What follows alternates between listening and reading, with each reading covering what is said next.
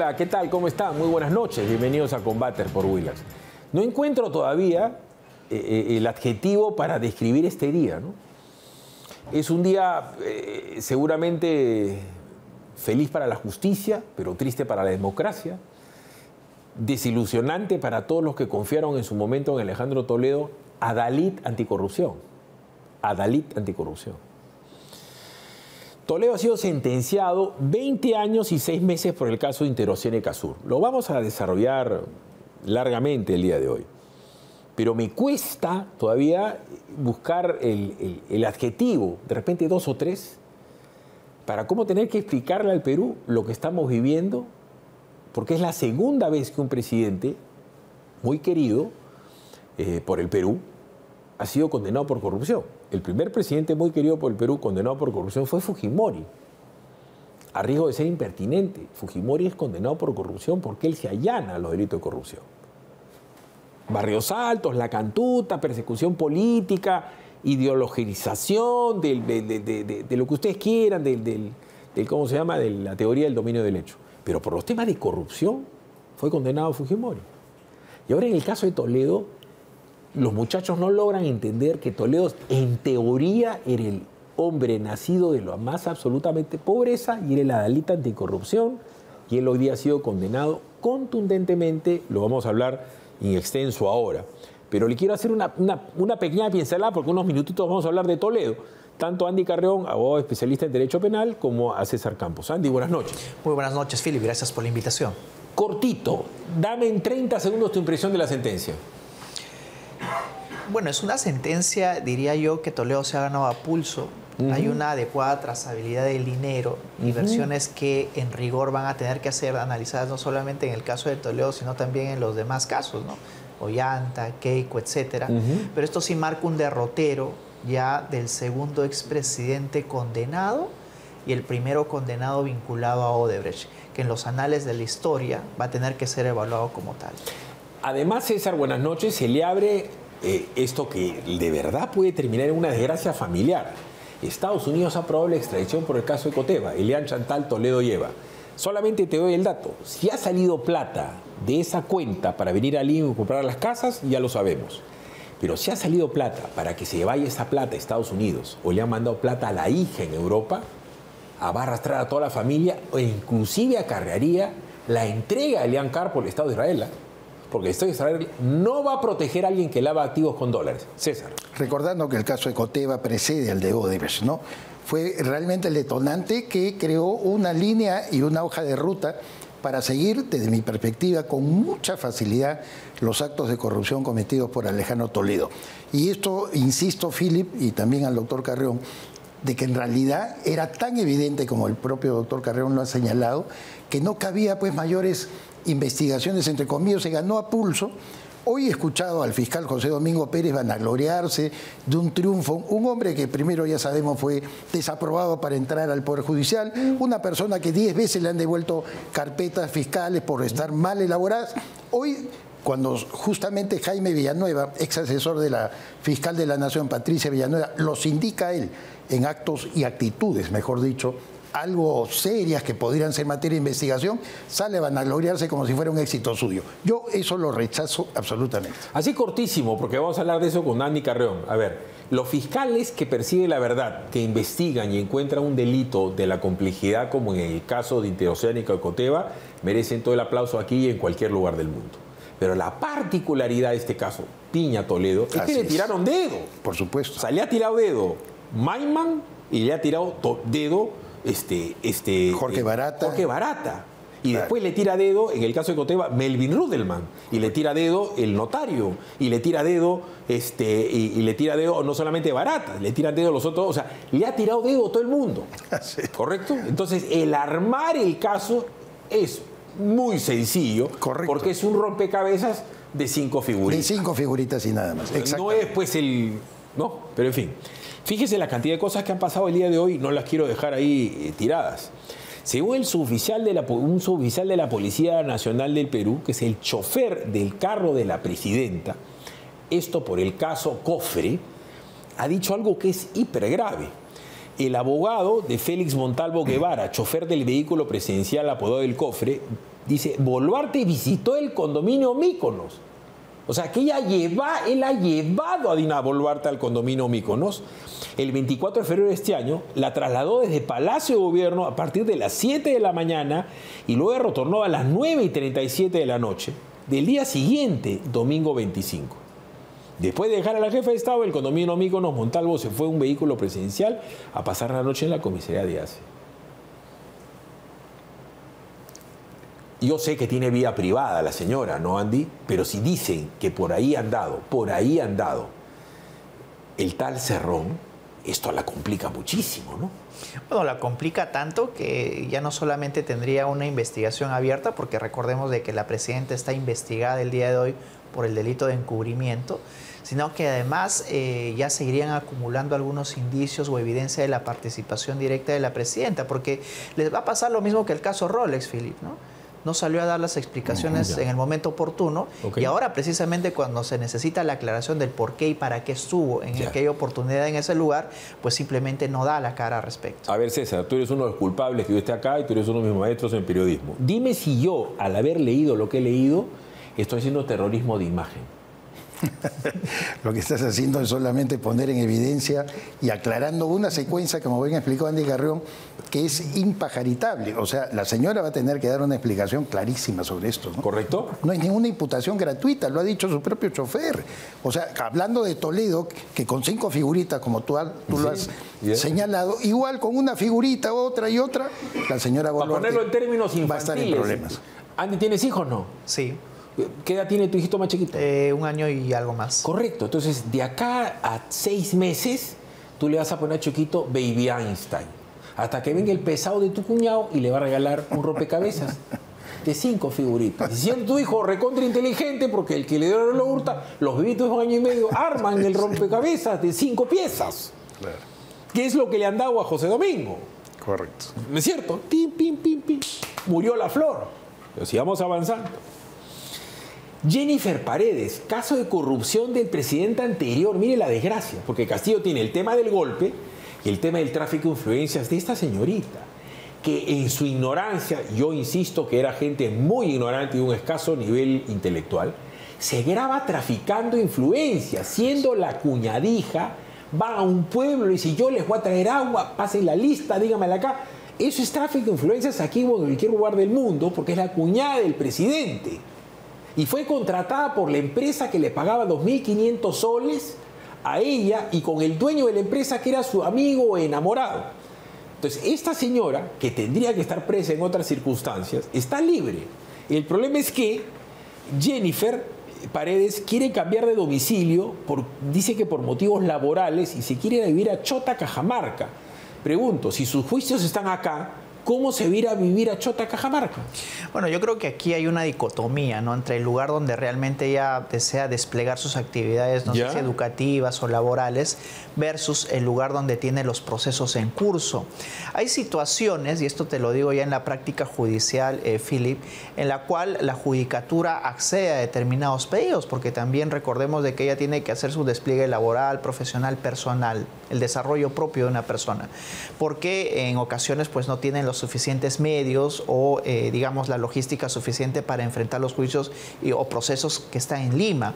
Yo creo que ese es un tema que la judicatura definitivamente va a tener que decir, pero a diferencia del caso del mismo expresidente Castillo, digamos, no ha habido algo palmario en la que se haya identificado que ella estaba dirigiéndose a una embajada o que de alguna manera pretendía también salir con la esposa del expresidente Castillo, ¿no? Yo creo que ese es el punto fundamental, ¿no? Pero recuérdate para atrás, porque voy a traer a colación ahorita el caso Chebolín.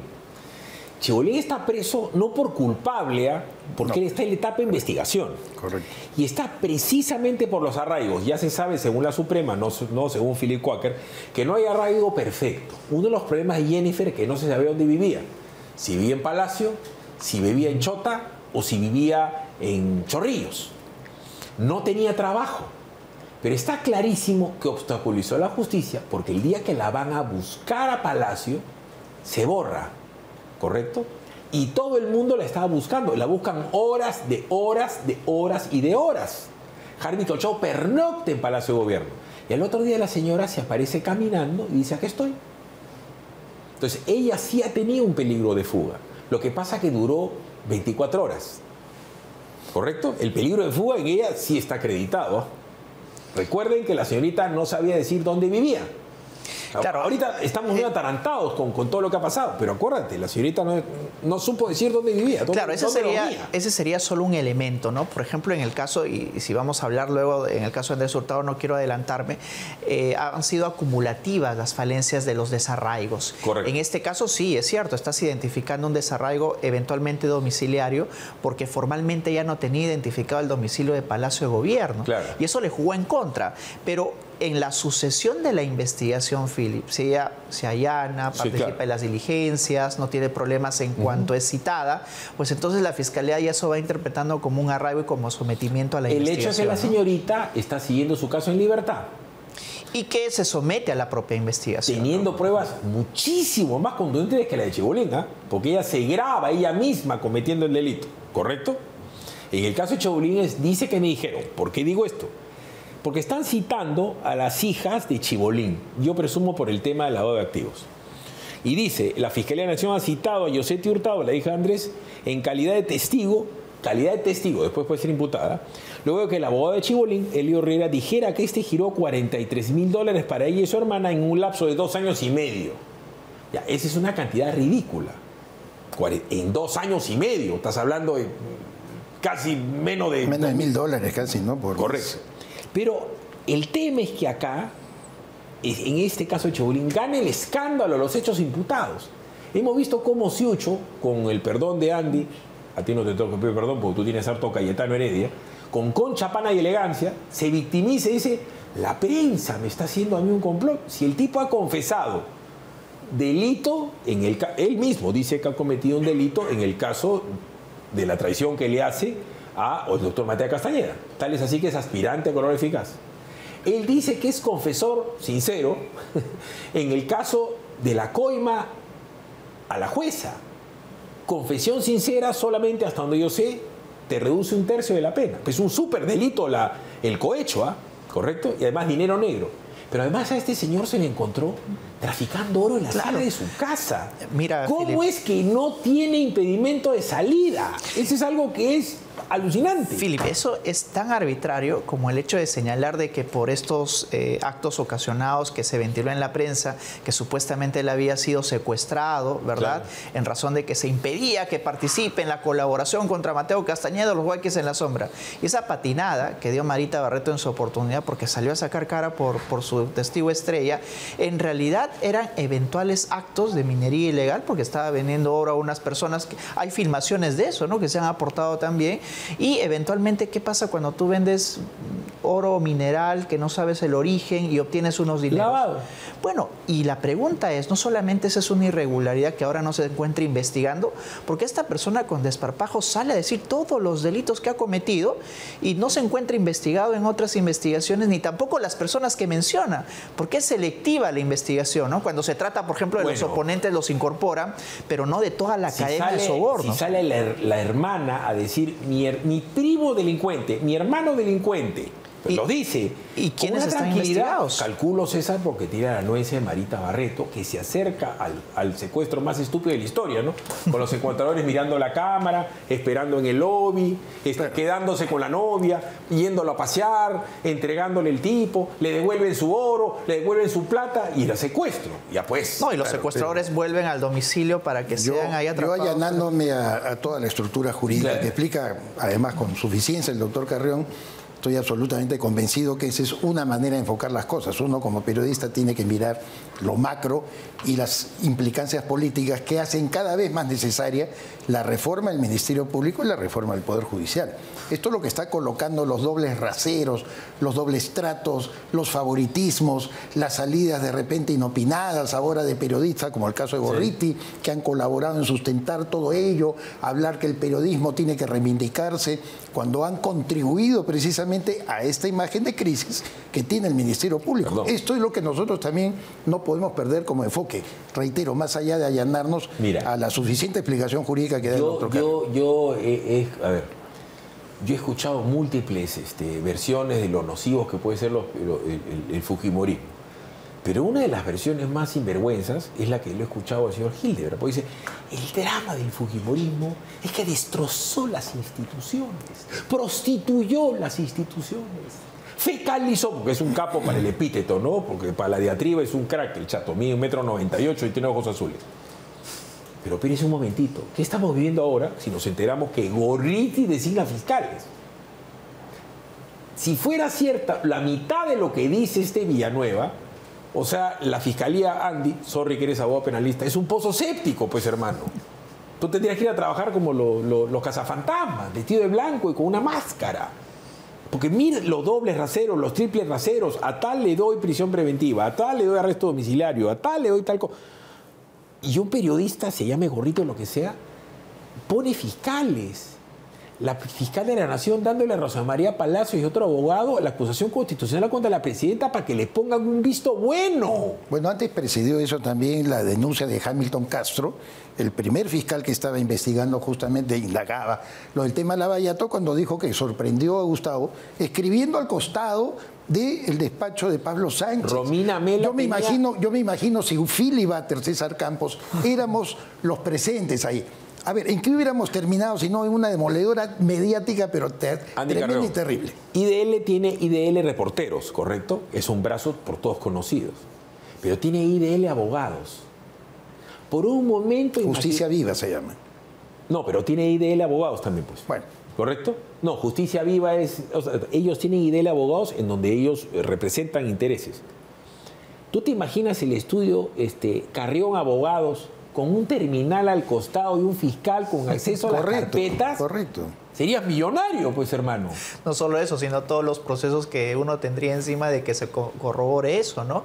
Y además hay algo importante, Billy, porque si tú estás hablando de esta coordinación entre determinados fiscales y cierto periodismo, que incluso dan lecciones de ética, ¿no? Exacto. Todos los días, ¿no? Eso es lo más Cómo terrible. mantener la ética en el periodismo, El ¿verdad? periodismo bueno. Pero sigamos avanzando. ¿Y por qué menciono esto? Porque Montesinos de santo tenía poco, ¿correcto? O nada. Y diabólico tenía mucho. Pero lo que se está haciendo ahora es montesinismos y montesinos. Y yo, casualidad, del día de hoy nos enteramos, y yo sigo pidiendo la entrevista con Montesinos a la cual él está dispuesto, y el señor ya que no quiere y la presidenta no quiere. Hoy día se ha sabido que Montesinos está comenzando a perder la visión por un ojo derecho. ¿Correcto? O sea, está pasando mal físicamente. Yo espero que con Montesinos se tenga la misma equidad que con todos. ¿Por qué razón? Porque como Toledo se va a comenzar a sentir mal, y ya tenemos el precedente de Fujimori, va a haber de acá a los próximos 6-7 años una cadena de intentonas de llevar a los presos a hospitales o de indultos. Porque Montesinos también es un ser humano, por si acaso. Y si manejamos el mismo criterio por el cual se le otorgó el indulto a Alberto Fujimori, yo creo que esperan muchos presos en cola también para utilizar Toledo dice estar con los cáncer. mismos motivos que ameritaron ese indulto. La Villarán está con lupus. Nadine Heredia tiene una enfermedad muy seria. Y hoy espero que sus hijitos estén viendo televisión. Susana Villarán. Bueno, lupus, olvides, o sea, digo esto porque la barrera de la historia, ¿no es cierto?, no puede ser puesta de acuerdo a la simpatía o la antipatía, porque la ley tiene que ser para todos, ¿no? Sino, ¿para qué tanto caso Ecoteva? ¿Para qué tanto caso Lavajato? ¿Para qué tanto caso Fujimori? Para que todos terminen enfermitos y todos en su casa. Digo esto ¿por qué? Porque apareció el hermano de Toledo. Y los hermanos de Toledo tienen cosas que hasta el día de hoy no han explicado, como sus fundos en Lurín, telecomunicaciones hemisféricas. Y apareció Pedro Toledo, el hermano de Toledo, que nunca explicó cómo tenía una serie de concesiones y terrenos. ¿Qué dijo el hermano de Toledo? Esto. Atención, hermanón, los viejitos iban a la cárcel, ¿ah? Por si acaso. Y digo esto ¿por qué? Porque hace semanas salió Toledo musitando, lloriqueando, y le decía, me siento mal, me siento mal, me siento mal. Le llevaron unos paramédicos y no tenía nada, ¿cierto? Eso pasó hace como unos 2 meses. La semana pasada dijo, déjeme ir a una clínica y morir ahí, ¿cierto? Quiero ir a morir o a curarme. y se le quebró la voz y lloriqueaba. ¿Es fuerte o no es fuerte? Esas no son posiciones de un hombre fuerte, ¿cierto? Y a hoy día, cuando le dicta la sentencia, Toledo voltea y no le menta a la madre a José Domingo Pérez. El débil, el deprimido y el que anímica está muy fuerte, le dice rosquete. No le dice, con el perdón de las damas, conchetumadre, le dice rosquete. Veamos, y después el señor César Campos, con la habilidad que nos caracteriza, nos va a decir la diferencia, porque de repente usted, señor, no sabe, entre conchetumadre y rosquete. Por favor. La misma que será computada a partir del 23 de... Dirigí un agravio hacia mi persona indicando lo siguiente: concha tu madre.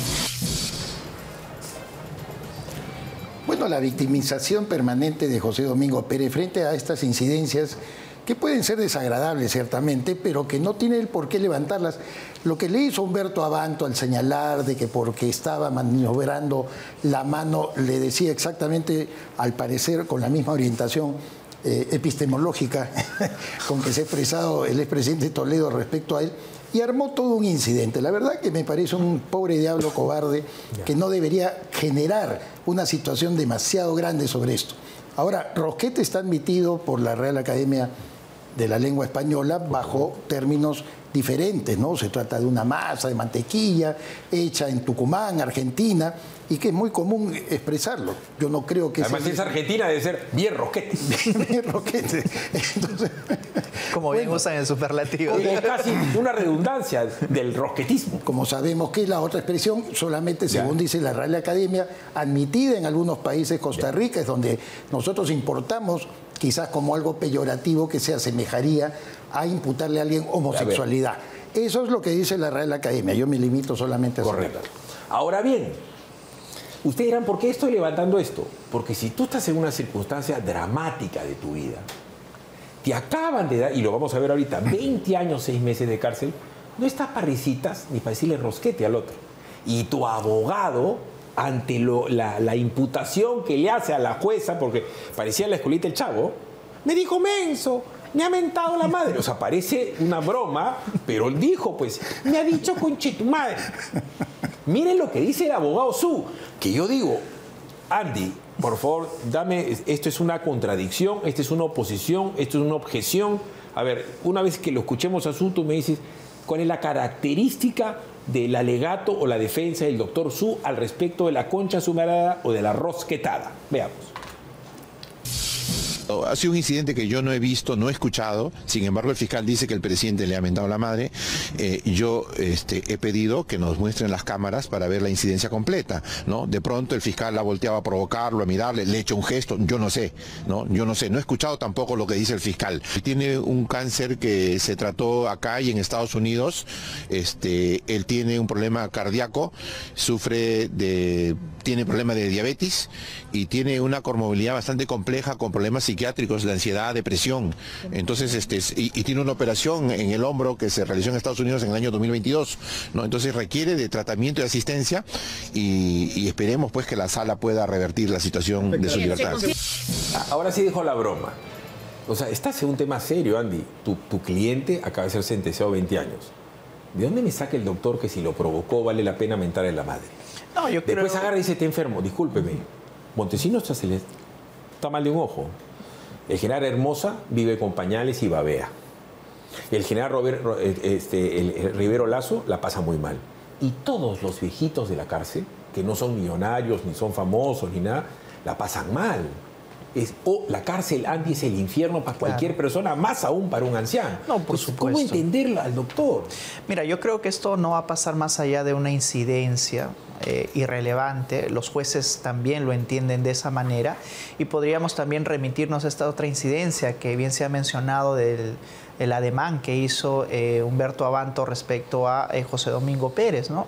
Los mismos jueces dijeron es una incidencia, llamemos al buen comportamiento y ahí quedó todo, ¿no? Pero por eso, ya depende si alguno u otro quiere levantar esta incidencia y convertirlo en una cuestión de Estado que incluso amerite que un pronunciamiento por parte de los jueces, pero yo creo que eso no es así. Lo sustantivo es que al cliente, el doctor Su, que es el señor Toledo, que personificó a la nación, que se autodefinía como el adalid de la democracia y la decencia, pero además a su vez fustigaba al ladrón de García, al ladrón de Fujimori, que dijo yo no me refugio en París. ¿Dónde terminó? Una en Israel y el otro en Palo Alto, extraditado. Veamos la crónica del día. Fallamos, condenando a Alejandro Toledo Manrique como autor del delito contra la administración pública en la modalidad de colusión previsto y sancionado en el artículo 384 del Código Penal. Y también en calidad de autor del delito de lavado de activos, delito previsto y sancionado en el artículo 1 de la Ley 27.765. Hoy, Alejandro Toledo Manrique, quien llegó a ser el presidente que enarbolaba la bandera de la lucha contra la corrupción, se ha convertido a sus 78 años de edad en el primer mandatario del Perú en ser condenado por el caso Odebrecht. Y es que el segundo juzgado penal colegiado nacional sentenció a Alejandro Toledo a 20 años y 6 meses de prisión por los delitos de colusión y lavado de activos por el caso Interoceánica Sur. En suma, se le impone 20 años de pena privativa de libertad, 20 años 6 meses de pena privativa de libertad, la misma que será computada a partir del 23 de abril del año 2023. Toledo fue acusado de recibir al menos 35 millones de dólares en sobornos de la empresa Odebrecht para favorecerla en la adjudicación del proyecto vial de la Interoceánica Sur tramos 2 y 3. Según el Ministerio Público, el dinero fue canalizado a través de Joseph Maiman, el fallecido empresario israelí vinculado al entonces jefe de Estado. Estas dos declaraciones se corroboran, confirman que el intermediario entre Alejandro Toledo Manrique y las empresas Odebrecht, tanto para la negociación como para hacer efectivo el cobro de las contribuciones de los contratistas brasileros, era Joseph Maiman Rapoport y sus empleados Savisailan Gideon Hastings Maiman. La audiencia de lectura de sentencia duró poco más de 4 horas. Es así que el tribunal señaló que, por los hechos realizados por Alejandro Toledo, se podía concluir que el expresidente sí cometió el delito de colusión. Habiendo concurrido todos los elementos objetivos del delito de colusión, la conducta imputada a Alejandro Toledo Manrique como delito de colusión es una conducta típica. El organismo también concluyó que en la reunión de Río de Janeiro allá por 2004 se confirmó la aceptación de la licitación a favor de Odebrecht y se confirmó además cómo se iba a canalizar el dinero de la coima. En razón a ello, cabe indicar y concluir en esta parte que en Río de Janeiro sí se dio la conversación y también la aseveración de la aceptación de Joseph Maiman, quien iba a ser el intermediario para canalizar los dineros que Odebrecht iba a pagar. Pero hay más. El tribunal señaló que las reuniones en Palacio de Gobierno entre funcionarios y directivos de Odebrecht, donde se habría acordado acelerar la licitación a favor de la empresa brasileña, se hicieron por orden de Alejandro Toledo. Lo que explica la presencia de Marcelo Odebrecht en Palacio de Gobierno justamente el 11 de noviembre del año 2004, manteniendo una reunión con el acusado Alejandro Toledo Manrique. Pero Toledo no fue el único sentenciado. El colegiado también condenó a los ex miembros del Comité de Proinversión Alberto Pascofón y Sergio Bravo Orellana a 9 años de prisión por el delito de colusión.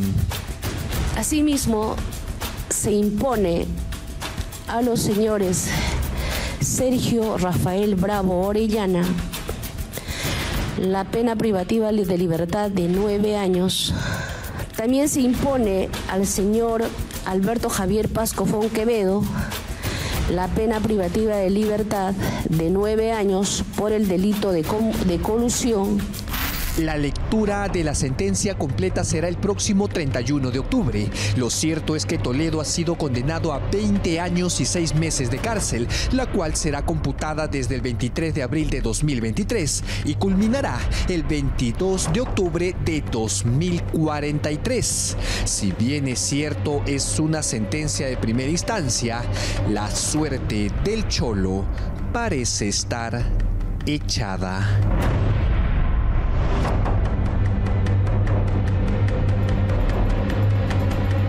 A ver, Pascofón 9 años, Sergio Bravo 9 años, suspendida hasta la apelación, Castillo Dibós 14 años. ¿Por qué les han suspendido la ejecución de la pena hasta que se vea la apelación? No es usual que ello suceda, Philip. Lo usual es que más bien la sentencia se cumpla de manera inmediata, es decir, que la condena implique que ellos esperen en prisión hasta que sea resuelto en una segunda instancia. Pero también es potestad de los jueces en algunas ocasiones, y eso lo han mencionado estos mismos jueces en atención a su buena conducta procesal, algunos haberse sometido a la colaboración, etcétera, que ameritó que los jueces suspendan la ejecución de la pena hasta que sea resuelto en una segunda instancia. Mira, César, tú, yo y un montón de gente que tenemos conocimientos muy básicos de derecho penal, tenemos que recurrir a cada rato a los abogados, ahora últimamente penalistas. Pero tú fíjate, José Graña, Miro Quesada y Globo Graña Acuña no son parte de esta sentencia porque son colaboradores eficaces. Si lo único que aportaron ellos fue la manera de la coima, ya había tirado dedo Barata, ya había tirado dedo el propio Odebrecht, ya había tirado dedo en la oficina de operaciones estructuradas, ya había tirado dedo Maiman. Sin embargo, estos señores se doblaron.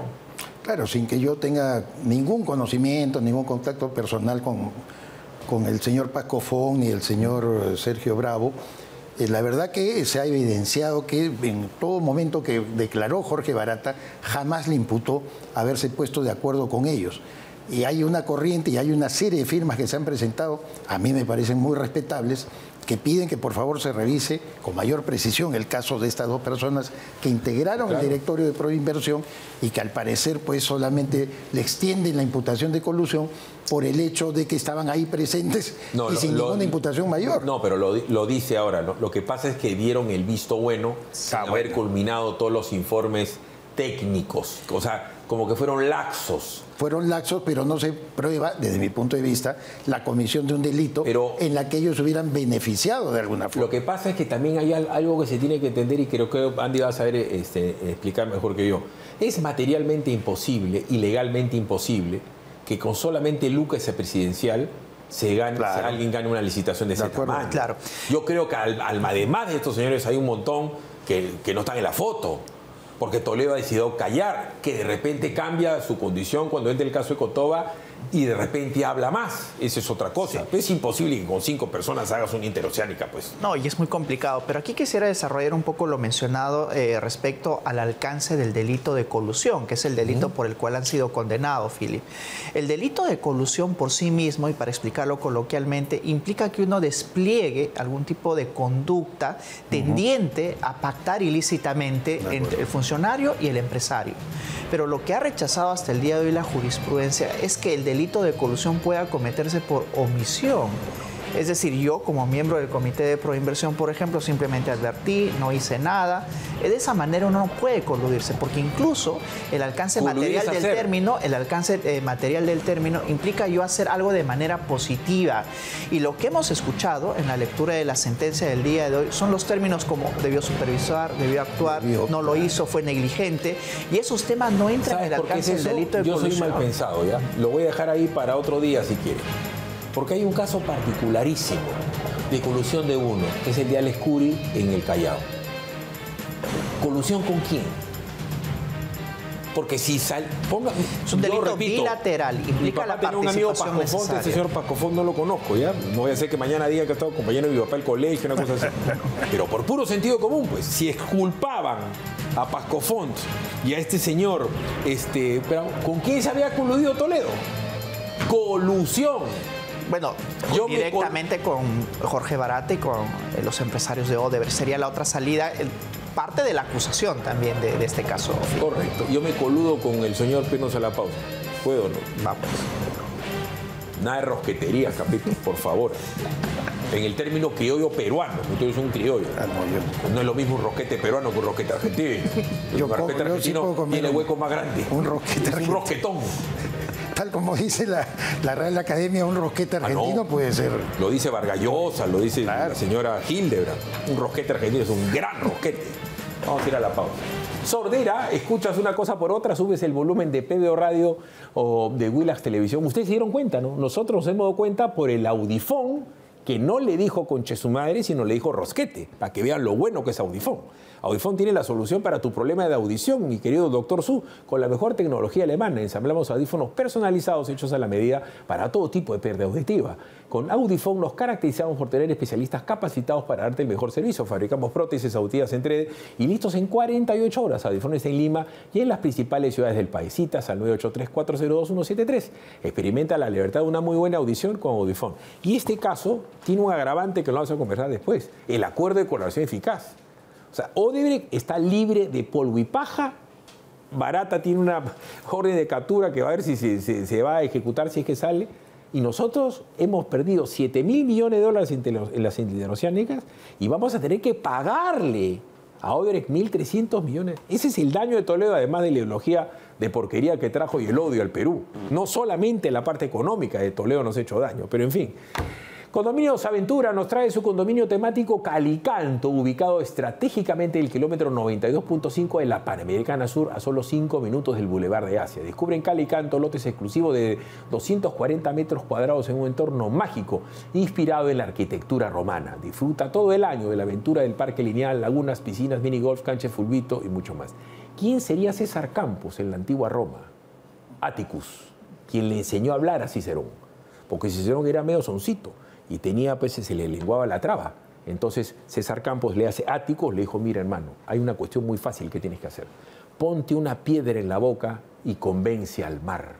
Cuando el mar se canse, podrás haber comenzado a hablar como César Campos. Entonces Cicerón se puso una piedrita y se le puso a hablar al mar.